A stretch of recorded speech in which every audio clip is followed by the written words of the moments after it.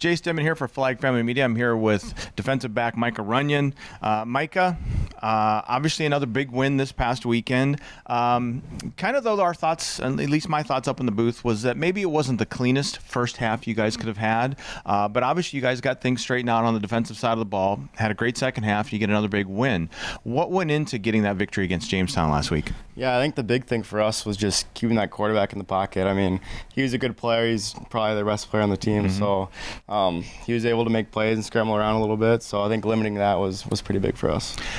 Why were you so effective last week when it came to the box score with all those tackles? Was it just about the scheme that Jamestown was running on offense that allows you to be free to make some of those tackles, or was there something specifically that you guys did to make sure that you were able to go out there and make a lot of plays? Yeah, I think a little bit of both. I mean, a little bit the scheme and the quarterback run. I was hanging more over the box, so just ready for him to kind of squirt out and make a tackle there. And I think we've been playing some quarters coverage too, so just able to fit the edge there when the running back kind of squirts out. So. When it comes to the development of this defense this year, it's been a different style of teams you've been playing against. You've been playing run-heavy teams. You've been playing kind of 50-50 teams. There'll be other teams that will try and go a lot of pass on you guys towards the end of games. What has helped this defense be so solid and lead you guys to this 7-3 record? Yeah, I think first it starts with Courier. He's doing a great job cooking up defensive calls each week, depending on the team that we play. And then Coach Abe, our defensive back coach, he does a great job coaching us up too. And when stuff's going wrong, he knows how to fix it. So I think it all starts there. And then the linebackers, Mitch Zerski, Tate Gustafson, Jack Johnson, they're great communicators. So they kind of just get us aligned and get us in the right spots to make plays. When it comes to this coming weekend, I've been kind of dubbing it the battle for Minnesota State University. The winner gets to be Minnesota State for a whole year. But I don't think anybody's taken me up on that yet. But when you look at this Mankato squad coming up and preparing for them, what stands out to you on the defensive side of the ball that you guys are going to have to be sound in or excel at to potentially win this game this weekend? Yeah, I think they run the ball hard. They got a quarterback that gets just as many carries as the running back. So keeping him with a low amount of yards, keeping the running back with a low amount of yards, and then just stopping the shot plays because they're going to try to pound it, and then eventually they're going to run play action, and we got to cover them. So. When it comes to, we had senior week, senior day last week. You got a number of seniors on that defensive side of the ball. What have those guys meant to you when it comes to your career? I mean, if you would want to single any of them out, that's fine. If not, that's fine as well. But when it comes to the seniors on the defensive side of the ball, what have you learned most from those guys, or maybe one in particular? Yeah, I think just taking their experience. A lot of those guys have played a lot of snaps. So I think Mikhail Pearson's been a big one. Just he does it on special teams. He does it on defense. So I kind of learned from him through that.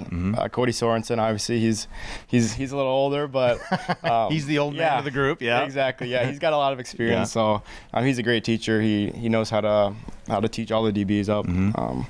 He's basically another coach, I'd say, out there. So. Well, when it comes to obviously finishing up the season and the next off season into next year, you're going to start to be looking like one of those veteran leaders that are going to be counted on to teach the young guys.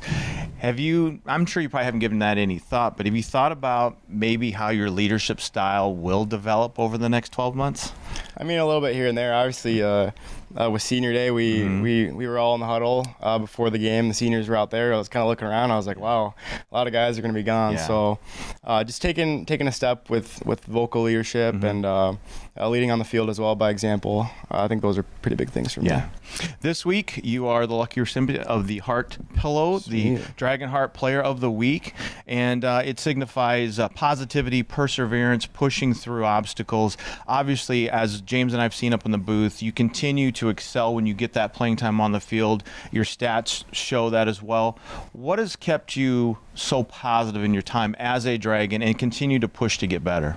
Yeah, it all starts with the guys in the DB room, my roommates, Carson Albert, Madden Thorson, Brady Perryman. They're keeping me disciplined, keeping me locked in every week. And then you got to try and guard those guys every day in practice. Oh, yeah, exactly. And then Adam Kallenbach's been a huge difference for me in the DB room, just kind of getting to know him through our different injuries and stuff over our career. So, how have you stayed so positive during this time? Because a lot of times, we've talked to guys this year, especially for this award, it's kind of like they have to bide their time to get their chance on the field. And we see a lot of players, both offensively and defensively, when their number is called, good example, Owen Wiersma. He stepped up when Tyson was out that week, had a big week, and since that time, he's really been producing. So how do you stay positive knowing that eventually your number's going to be called and you're going to be counted on to produce out on the field? Yeah, I think it's seeing the bigger picture. I mean, you got to take things day by day. You can't move too fast. Can't move too slow. You got to be patient and wait your turn. And then when your turn gets there, you got to be able to make plays. Yeah, there you go. Well, obviously, James and I will be there this weekend in Mankato. Best of luck taking on Minnesota State Mankato in the battle for Minnesota State University's title.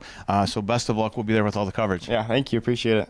All right, this is Jace Denman alongside Micah Runion from your MSUM Dragons. Have a great rest of your day.